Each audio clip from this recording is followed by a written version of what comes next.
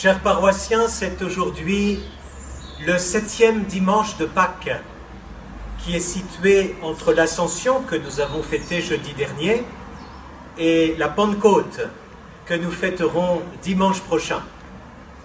Et j'espère que nous pourrons enfin célébrer la Pentecôte dans nos églises. Pour soutenir notre patience, notre espérance, de nouveau, mettons-nous à l'écoute de Jésus.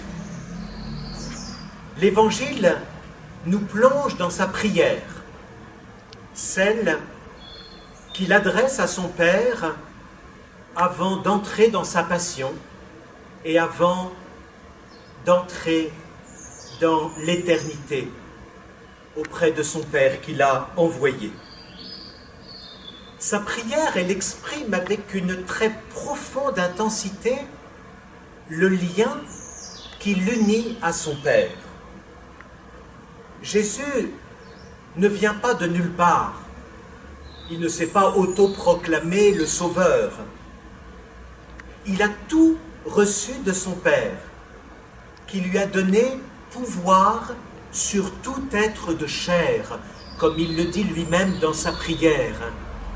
Et comme il dira au jour de sa résurrection, « Tout pouvoir m'a été donné au ciel et sur la terre. » Mais comment Jésus exerce-t-il son pouvoir sur nous?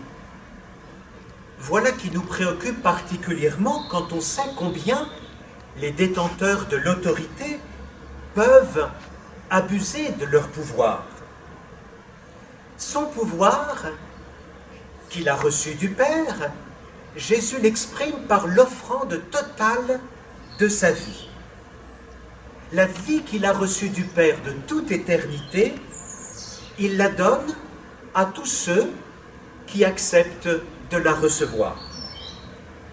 Or, la vie que Jésus donne en se donnant lui-même par amour, c'est la vie éternelle. Jésus ne donne pas quelque chose d'extérieur à lui-même. La vie éternelle qu'il a reçue du Père, il nous la donne, si nous voulons bien nous approcher de lui pour la recevoir. De quoi Jésus veut-il parler lorsqu'il dit à son Père dans sa prière qu'il donnera la vie éternelle à ceux qu'il lui a donnés? La vie éternelle, dit Jésus, c'est qu'ils te connaissent, toi le seul vrai Dieu et celui que tu as envoyé, Jésus-Christ. Si nous comprenons bien ces paroles de Jésus, vivre de la vie qu'il nous donne, vivre de la vie éternelle, c'est le connaître lui et connaître son Père qu'il a envoyé. On pourrait s'imaginer une vie éternelle qui nous projette vers un infini inconnu et interminable. Mais ce n'est pas cela dont il s'agit.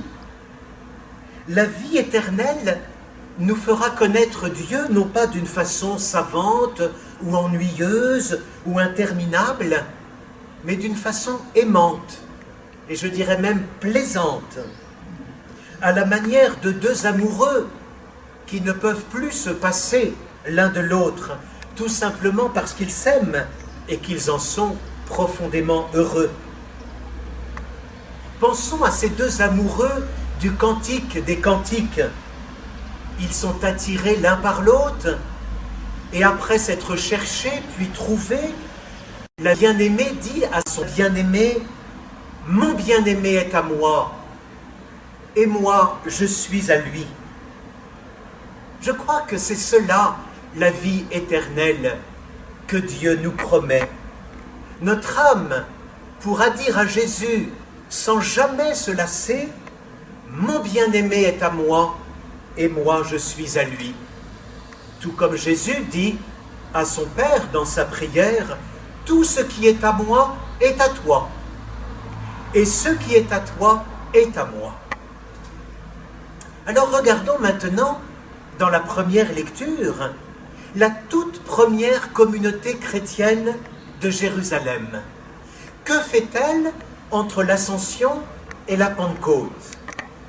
Elle prie.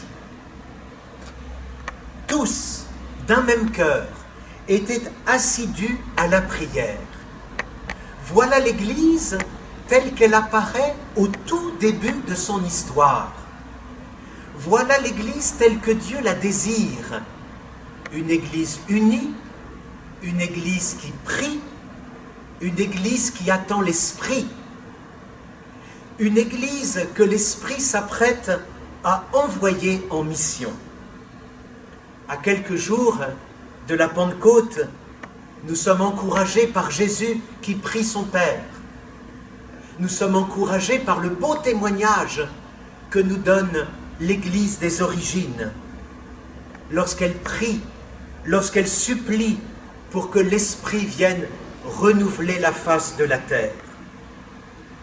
Alors je vous souhaite, à quelques jours de la Pentecôte, de pouvoir, comme Jésus, prier le Père, et comme l'Église des origines, supplier l'Esprit qu'il renouvelle la face de la terre pour que notre humanité puisse tendre à devenir ce que Dieu veut pour elle, une humanité composée de frères et de sœurs qui s'aiment, de l'amour que Dieu a répandu dans nos cœurs par l'Esprit Saint qui nous a été donné.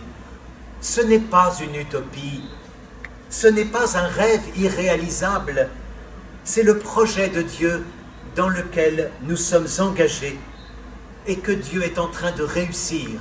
Soyons-en sûrs. Amen.